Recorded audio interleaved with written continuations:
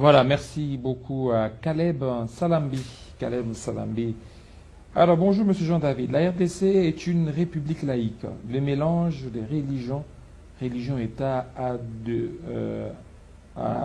tout moment a été destructeur pour ce dernier. Si 30 ans après et des millions de morts, ni la prière ni la prophétie n'ont servi de miracle pour la RDC, c'est que miracle viendra du peuple conscient qui se prendra en charge. Lèvons-nous Congo. Merci beaucoup. Lèvons-nous Congo. Alors, je suis avec Monsieur Johnson. Bienvenue. Merci beaucoup, Monsieur David. Bien portant, mais non? Bon, en tout cas, le pays est dans une mauvaise tournure aujourd'hui. Et c'est difficile de dire qu'on est très bien portant dans cette situation-là. Bon, la tournure, mais il faut toujours avoir un esprit positif. Ma foi reste inébranlable, mais quand il s'agit maintenant, vous avez demandé si je suis bien portant. Donc je vous Vous avez mentirai. laissé votre famille à Goma. Oui, la famille, Et toute la famille, tous les compagnons. Ça sont se à porte Goma. bien là-bas. Oui, certains se portent bien, certains sont malades, les autres, il y a eu beaucoup de connaissances dont on m'a rapporté leur disparition tragique, et dont certains même on a du mal à les enterrer parce que les conditions d'enterrement sont devenues aussi très complexes dans la ville de Goma. Donc finalement, ce sont les nouvelles affreuses qu'on reçoit du matin au soir. Encore une fois que les affrontements se poursuivent sur l'axe Calais. Calais qui est mon territoire d'origine, donc c'est à tout moment qu'on vous appelle pour vous raconter ce qui se passe et donc c'est vraiment très compliqué. Voilà. Alors, aujourd'hui, on parle si les Congolais doivent se parler. On a vu les prélats mener un peu ces concertations aujourd'hui qui sont un peu pris de court. Hein. Le gouvernement dit le président n'a mandaté personne, on va en parler. Est-ce qu'aujourd'hui, c'est quoi la solution pour mettre fin à cette situation? Oui, Monsieur David, je tiens aussi à saisir de cette occasion matinale pour rendre mes plus grands hommages à tous ces Congolais qui sont décédés. Parce que la dernière fois que j'étais dans cette émission, c'était un lundi où Goma n'avait pas encore connu toutes ces disparitions tragiques. Donc je rends hommage à tous ces Congolais qui ont péri dans cette barbarie. Donc officiellement, on est en train de nous raconter une affaire de 3000, mais des sources locales concordantes nous amènent à un bilan qui s'alourdit à plus de 5000.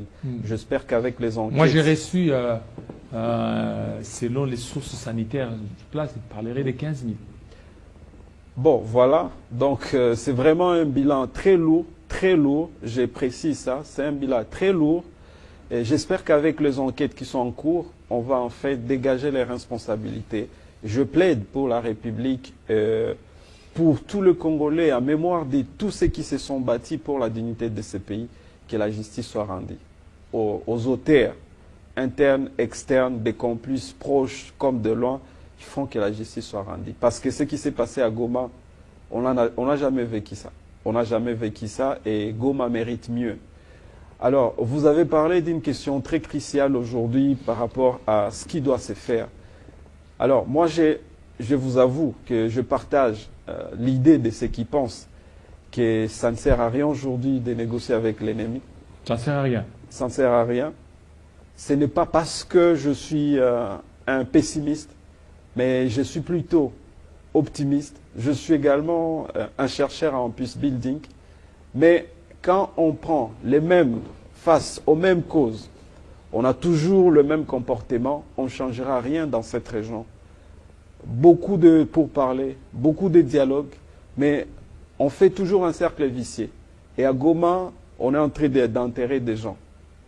Il y a des quartiers, pour votre information, il y a des quartiers où les gens n'arrivent plus à dormir.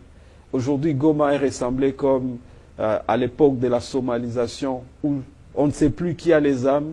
On a libéré tous les bandits qui étaient dans la prison centrale, qui sont restés dans la ville. Il y a des armes qu'on a laissées dans les rues de Goma. Et aujourd'hui, c'est chaque nuit que 5, 6 quartiers sont en train d'être visités par des bandits. sachant également que Goma aujourd'hui n'a plus de police. Aujourd'hui, c'est chacun qui s'est rêvé. Et il y a même des familles qui m'ont appelé le matin qu'ils ont décidé de ne plus dormir. S'il faut dormir, il faut attendre 4 heures. Parce que la nuit, au lieu qu'on vous trouve en plein sommeil, des gens ce matin, j'ai également un vibrant hommage à la famille Chimanouka, qu'on vient de tuer le père, la femme et 3 enfants, dont 2 filles, un garçon, dans la maison même. Tout simplement parce que l'insécurité a élu domicile dans la ville de Goma. 18 quartiers. Difficile à contrôler aujourd'hui. Pendant les temps des sièges, c'était un problème. Maintenant là, il n'y a plus la police, il n'y a plus l'armée, parce que Goma n'est pas une petite ville avec laquelle on peut venir s'amuser en termes de sécurité. Je suis chercheur en gouvernance sécuritaire et je sais ce que ça implique tout cela. Alors c'est tous les jours qu'on est en train d'enterrer. Hier encore, c'était d'autres maisons qui ont été visitées. Alors si nous pensons qu'on va plaire, je suivis également ce qui se passe. J'ai suivi ce qui se passe au niveau de toute cette réunion du Conseil des droits de l'homme, au niveau du Conseil de sécurité, au niveau également de l'EAC, SADC, toutes les réunions qui sont en train de se passer. Je pense que si nous étions, en tout cas, plus intelligents en tant que peuple, nous devrions tirer toutes les conséquences de toutes ces réunions. Parce que nous avons compris que dans les relations internationales, chaque pays est soutenu par rapport à la position qu'il a décidé de prendre. Si vous êtes faible, on va vous soutenir dans votre faiblesse. Si vous êtes fort, on va vous soutenir dans votre force. Et nous avons constaté, malheureusement, qu'on est en train de nous pousser, qu'on soit soutenu dans notre faiblesse. C'est tout le pays aujourd'hui qui nous demande d'aller négocier avec le 1,23. Nous qui ne reconnaissons pas le 1,23, ça veut dire qu'on nous demande de négocier avec le Rwanda. Mais quand on va négocier avec le Rwanda, moi la bonne question, comme je vous ai dit, je suis également chercheur en peace building. De quoi est-ce qu'on va négocier? Qu'on n'a pas négocié avec tout ce qui a existé. Alors, mais quand le chef de l'État a dit qu'il lui veut parler face à face avec le président rwandais. Oui, il avait parlé de ça et il a complété. Il ne s'était pas limité par là. Le chef de l'État, il a dit qu'il va poser la question au président rwandais. Qu'est-ce qu'il veut de son peuple? Qu'est-ce qu'il cherche dans son pays? Et comme je l'avais dit encore précédemment, je pense que moi, honnêtement, le balai de parler entre nous Congolais, c'est une urgence. Une urgence, et ça doit commencer d'abord par le chef de l'État, qui doit accepter de fermer les oreilles pour ces nombreux conseillers, pour moi en tout cas, qui ne l'aident pas. Mais c'est David. Ces nombreux conseillers, parce qu'aujourd'hui, le président a un nombre très élevé de conseillers autour de lui. Et je m'imagine quels conseils il écoute parmi tout ça.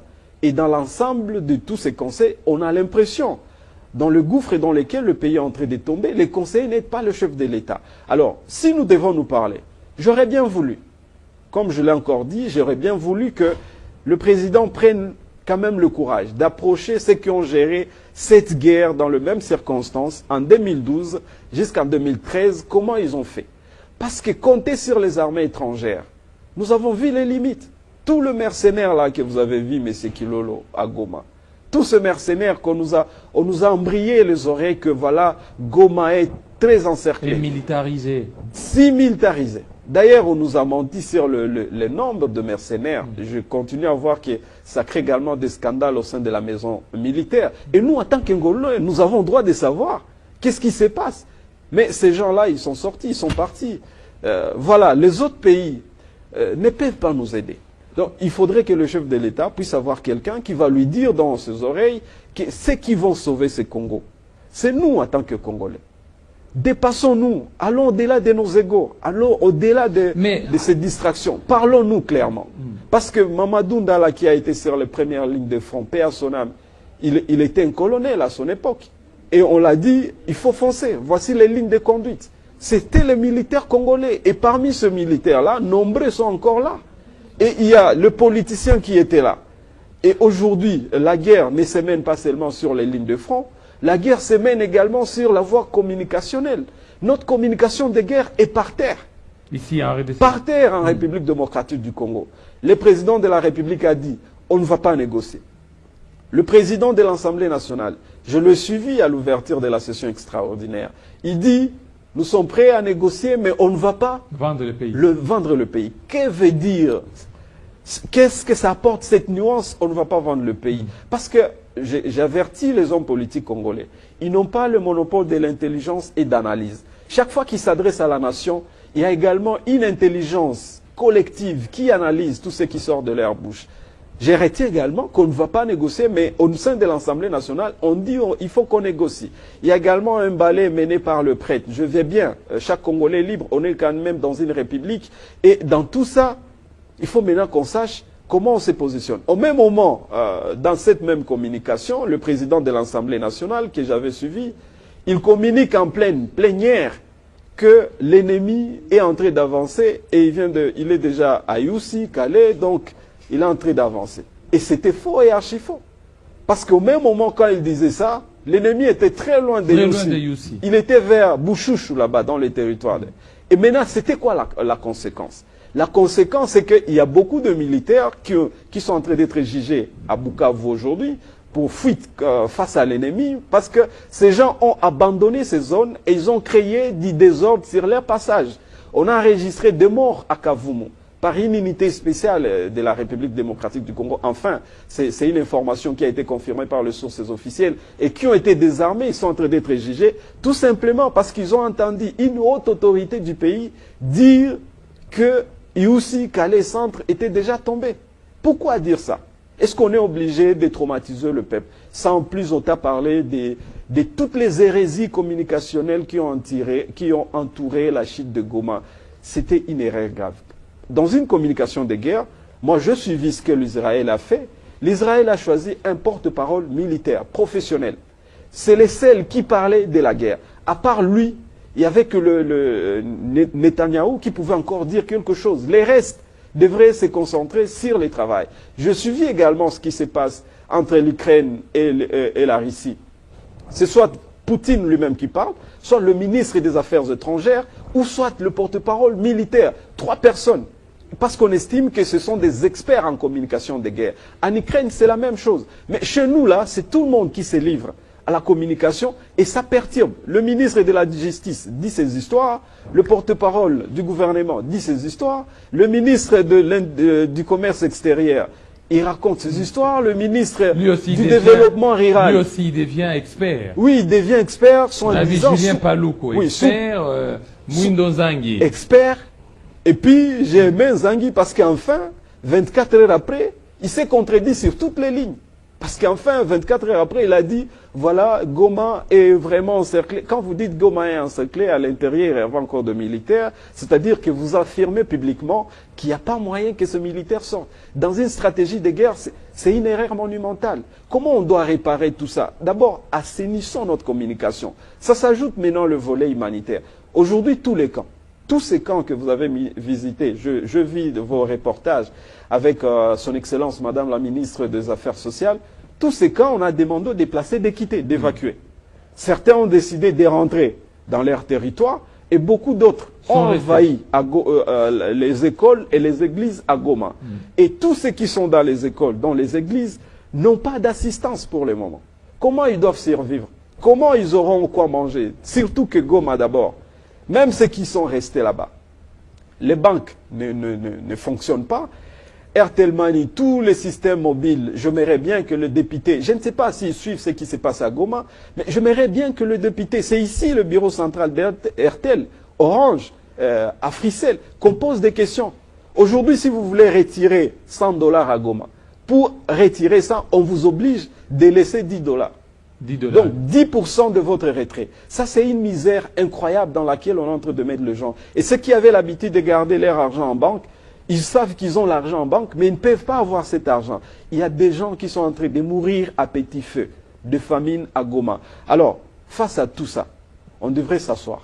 Congolais, nous-mêmes. Je pense que le président de la République pouvait approcher tous ces experts qui ont abordé cette guerre. Même moi, je ne serais pas gêné. Je vais vous dire honnêtement, quand Lambert Mende, je le dis parce que c'est une personne publique, quand Lambert Mende était porte-parole du gouvernement, moi j'étais militant dans les mouvements citoyens. C'est vrai, on ne se mettait pas d'accord avec certaines choses qu'il racontait. Je vis son aveu sur Top Congo quand il a parlé comment il gérait ça. Je veux bien.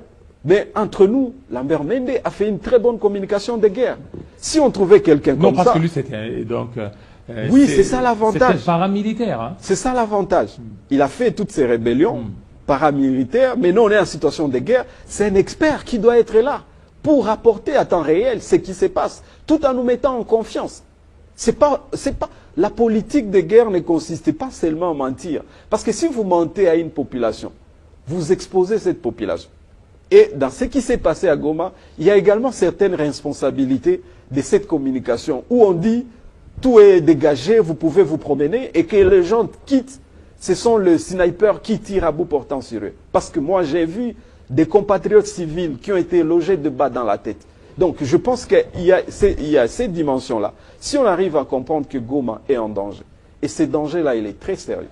Mais c'est David, les gens sont morts à Goma. Des gens sont morts à Goma.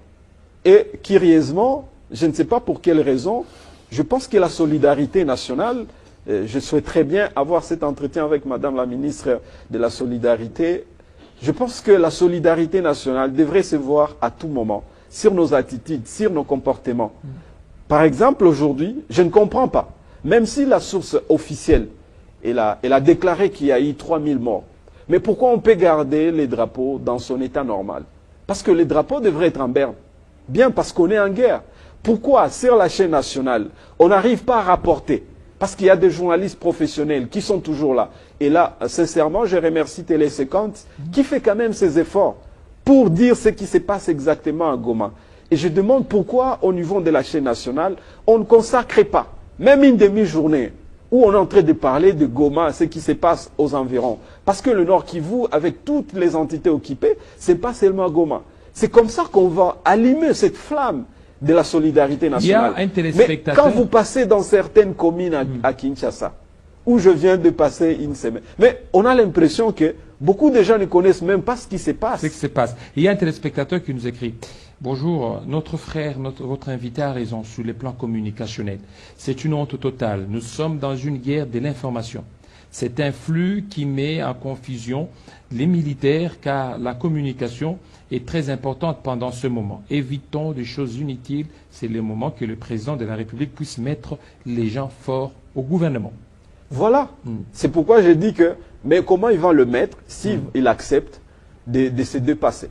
C'est-à-dire, nous connaissons tout ce qu'il y a eu, voilà, IDPS, Union Sacrée, ceux qui ont crié hier PPRD et qui viennent aujourd'hui de crier, ils sont devenus plus tshisekidistes que les militants de l'IDPS. Non, il faut à un moment mettre fin à la politique d'hypocrisie.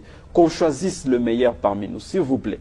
On est en guerre parce qu'on ne peut pas dire une chose et faire son contraire.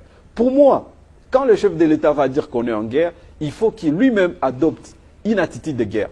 Une attitude de guerre pour moi, c'est d'adopter qu'il ne va plus écouter ces discours-là qui ont que l'intention de caresser ses oreilles, mais il peut dire, taisez-vous, on prend le meilleur d'entre nous, on le met sur les lignes droites.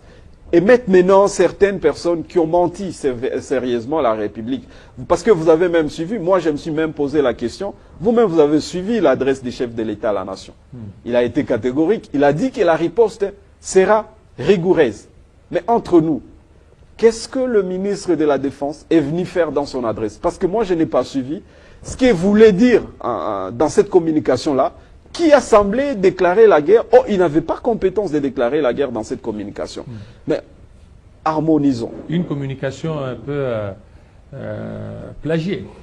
Bon, on s'est rendu compte de tout ça. Et puis encore, il a dit que c'était une erreur de n'avoir pas cité l'auteur. Mais enfin, les Congolais, génies qu'ils sont, ils ont trouvé que ce n'est pas seulement l'auteur. Il y a eu beaucoup d'autres plagiats. Pour moi, ce n'est pas un problème. On peut toujours prendre quelques paragraphes. Mais le plus important ici, c'était l'opportunité de ces discours. Quand le chef a dit, vous venez compléter, pour changer quoi? Ça change quoi dans les narratifs? Donc, je pense qu'il faut d'abord qu'on arrive, et il y a encore une urgence. Il faut qu'on arrive à organiser cette communication. Et ceux qui ne sont pas à mesure, ils peuvent s'asseoir parce que c'est le pays qui est en train d'être ridiculisé. Je suis en train de voir comment d'autres compatriotes, des Camerounais, des Ivoiriens, des Sénégalais sont en train de parler aux Congolais qu'il faut que nous apprenions à nous prendre en charge. Mettons fin à toutes ces hypocrisies internationales et régionales, sachant que nous sommes en situation de guerre. Et quand on est en situation de guerre, il y a toujours un appel qui est fait. Charles de Gaulle l'a fait. Est-ce que les sommets vont résoudre les problèmes? Les différents sommets, sommet CEAC, sommet SADC, EAC, sommet de l'Union africaine, tous ces sommets-là. Alors, c'est vrai, dans une émission comme ça, un invité n'est pas autorisé de poser la question, mais on se poserait la question, est-ce que c'est dans un sommet qu'on a décidé que Bunagana tombe? La réponse est non. Est-ce que c'est dans un sommet qu'on a décidé que Goma tombe? La réponse est non. Parce que la vérité, c'est que un sommet ne va pas nous aider. Ils peuvent être là pour qu'on se rappelle ce qui se passe. D'ailleurs, parfois, ceux qu'ils connaissent peut-être mieux que nous, mais le sommet ne vont pas tout résoudre. On ne refuse pas le balai diplomatique pour qu'on continue à parler. C'est pas mal. Mais il y a un front intéressant. Et le front là, il est de travailler sur nous-mêmes. Moi, je viens de vous dire, déjà beaucoup de gens à Kinshasa ne savent pas ce qui se passe. Ne savent pas. Parce qu'il y a un travail de fond qui ne se fait pas. Les gens sont restés dans leur lix. Il faut crier seulement embouteillage. Il faut crier, et pourtant le pays est à feu. Pourquoi aujourd'hui, comme je l'ai dit, les chaînes nationales n'arrivent pas à prendre tout un programme spécial pour réveiller le peuple? Parce qu'à l'époque de Mouzé, nous étions des enfants. Mais nous avions vu, c'était quoi le rôle de médias dans une situation de guerre? Programme spécial, ce qui se passe. Même les enfants sauront qu'on est en train de nous agresser et nous devons nous défendre. Il fallait qu'on arrive dans les grandes villes, dans les grandes agglomérations. Vous voyez ce qui se passe à Bukavu, c'est scandaleux. On n'arrive pas à donner des lignes de conduite dans une situation de guerre. Comment des provinces, des grandes agglomérations sont encore sous le contrôle de l'État congolais? Quel est le mode qu'on doit imposer pour qu'on n'arrive pas à tomber sous le joug des... On ne doit pas seulement être un pays ou une politique qui riposte. Nous pouvons être aussi un pays avec une politique préventive. On arrive à limiter les dégâts. Alors, c'est cette attitude qu'on voulait voir. Et ça va nous permettre maintenant de parler entre nous, entre acteurs politiques, qu'on se dise des choses. C'est le pays qui est en danger. Qu'est-ce qu'on peut faire? Qu'est-ce que PPRD peut apporter? Qu'est-ce que LGD peut apporter? Qu'est-ce que le MLC peut apporter? Qu'est-ce que Envol peut apporter? On se met ensemble. Et là, c'est sans complexe. Sans complexe, et ça va nous permettre à résoudre petit à petit ce qui se passe au Nord Kivu. Oui, maintenant, pour vous, vous voulez qu'on maintienne la position belliciste, alors qu'il y a des morts qui sont enregistrés, il y a des cadavres qui continuent à joncher les sols des Goma. Si vous ne voyez pas qu'il faut un peu mettre fin à ça, que les gens se mettent autour d'une table, appeler Nanga, appeler les autres, qu'ils disent, qu'ils parlent, qu'ils expriment leurs revendications, afin de trouver une solution à ça. Entre-temps, continuer à équiper notre armée. Voilà, vous venez de tomber sur un point aussi, parfois, un point important. Aujourd'hui, je vous avais encore dit, l'architecture sécuritaire de la République démocratique du Congo a été détruite par notre incapacité à nous mettre en ordre de bataille. Et tout est parti par cette loterie communicationnelle, également la complaisance qu'on a vue dans les systèmes. Le chef de l'État lui-même a dit, si on nous disait combien, en termes de fonds, qui ont été déversés pour ce qui se passe au Nord Kivu, c'était affreux. Mais il constate, tout simplement, avec indignation, que tout n'est pas bien géré. Donc il y a un problème d'équilibre autour du chef de l'État. J'ai lu encore une information officielle sur même les équipements alloués aux militaires. Qu'est-ce qui se passe? Comment les marchés sont faits? Donc ça pose des sérieux problèmes. Parce que le chef de l'État, honnêtement, même si j'étais de l'IDPS, je pense qu'en tant que Congolais, je pouvais me donner le courage de dire le chef de l'État s'est fait très mal entourer. Et il était très important aujourd'hui qu'il décide de se faire bien entourer. Que ce soit le front militaire, que ce soit le front politique, que ce soit le front diplomatique, que ce soit le front économique. Parce que là aussi, ça pose de sérieux problèmes. Le pays ne peut jamais abandonner un seul de ces fronts-là. Un seul ne doit pas abandonner. Mais nous devons maintenant savoir qu'est-ce que nous sommes en train de mettre en place. Parce qu'avant, je me rappelle, il y a une année et demie, j'étais passé encore ici, j'avais dit, ma peur pour ce qui se passe au Nord Kivu, c'est que nous sommes attaqués, mais nous nous comportons comme si nous ne sommes pas dans une situation de guerre. Et parce que le général Chirimwami, paix à son âme, il avait lui-même avoué qu'on les a donné une mission que d'observer les cessez-le-feu. Dans une situation d'état de siège, on a demandé aux militaires d'observer les cessez-le-feu. Et vous allez voir, même quand l'ennemi a décrété un cessez-le-feu unilatéral, Unilatéral, ça veut dire que nous ne sommes pas d'accord, nous n'avons pas consenti. Mais au même moment que nous n'avons pas consenti, nous avons quand même respecté les faits. Jusqu'à ce que lui-même encore décide d'attaquer la République à partir de Bouchouchou, en avançant à Mongoza Youssi et aux environs des Calais et Centre. Les gens ne sortaient plus. Pourquoi seulement nous devons attendre qu'on nous attaque? Est-ce que nous avons pris cette menace au sérieux? Voilà les grandes problématiques qui se posent dans cette situation. Et moi, je crois que ce soit le front politique, que ce soit le front diplomatique, que ce soit le front militaire, toute nation sérieuse devrait rester aux aguets. L'Ukraine savait que ce n'était pas facile de gagner la guerre face à la Russie. Mais au nom de la souveraineté, au nom de l'identité ukrainienne, ils se sont battus. Ils ont dit, nous allons continuer à parler. Voilà, on a vu Zelensky qui était sur tout le front diplomatique. Il a parlé avec beaucoup de dirigeants du monde. Il a reçu les soutiens militaires. Mais il n'a pas cessé de défendre sa République parce qu'il était important qu'il les fasse. Donc moi je pense que ce n'est pas vraiment qu'on veut, on est de ces gens-là qui aimeraient voir que le sang va continuer à couler. On ne le veut pas. Nous en avons perdu autant. Pendant la colonisation jusqu'à 1960, nous avons perdu par moins de 10 millions de Congolais. Avec l'histoire du caoutchouc rouge. De 96 jusqu'à nos jours, en tout cas les chercheurs sont en train de se mettre d'accord que la République a perdu encore plus de 12 millions de Congolais. Et le bilan est continué à s'alourdir. Qu'est-ce qu'on a fait pour mériter ça? Donc il faudrait que nous ayons le courage de prendre une décision très dure pour que nous mettions notre pays sur une nouvelle pente. Voilà, une nouvelle pente. Merci à vous, Johnson Ishara, surtout de votre passage. Merci également à vous et je demande à mes compatriotes à Goma de rester sereins. Voilà. Cette République, elle est à nous et nous devons la protéger. C'est le plus important. Ouais. Et hier, il y a eu un Congolais qui a crié « Congo, Congolais », il a été tiré à bout portant. Malheureusement, mais il y aura beaucoup d'héros dans ces pays. L'histoire de la République démocratique du Congo s'inscrit dans la logique de l'histoire des grandes nations. Je rappelle, ceux qui connaissent l'histoire entre la Chine et le Japon, pendant longtemps, le Japon a marché sur la Chine. Et pourtant, la Chine, en termes de superficie, c'était un grand pays. Aujourd'hui, ce qui se passe entre la République démocratique du Congo et le Rwanda, je pense que nous allons maintenant, désormais, écrire une nouvelle histoire avec une nouvelle encre. Nous voyons tout, nous observons, nous écoutons, mais ce n'est pas pour dire que même si on ne fait rien, qu'on a oublié. Donc, l'histoire va s'écrire et nous devons décider de l'écrire avec une nouvelle encre pour qu'on ne puisse plus vivre ce genre de scénarios qui jettent de l'opprobre sur notre identité.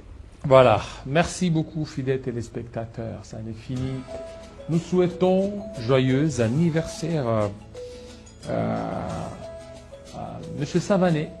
Joyeux anniversaire à vous. Plein de bonnes choses à vous. Voilà, fidèles téléspectateurs, restez branchés sur Télé 50. On se retrouve ce soir à Kinshasa Direct. Portez-vous très bien. À très bientôt.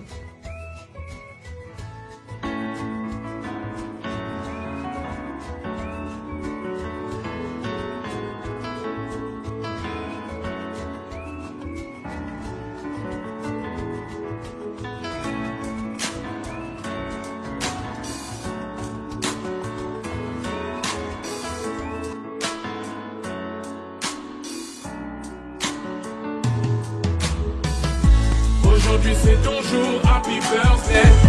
Tout le monde à la maison, happy birthday. Avec moi nous fêtons, happy birthday. C'est maintenant ton moment, happy birthday. Aujourd'hui c'est ton jour, happy birthday. Tout le monde à la maison, happy birthday. Wouhou, happy birthday. Wouhou, happy birthday. Personne ne peut oublier, c'est pas juste pour les billets. Aujourd'hui c'est ton jour, c'est ton meilleur jour pour briller. Il faut chanter, faut crier, il faut danser, faut prier. Aujourd'hui c'est ton jour, des messages d'amour par milliers. Et t'auras toute la nuit, et plus rien ne compte. T'auras encore toute la nuit pour refaire le monde. T'auras toute la vie pour refaire les comptes. T'auras encore toute la vie pour refaire le monde. Là y a que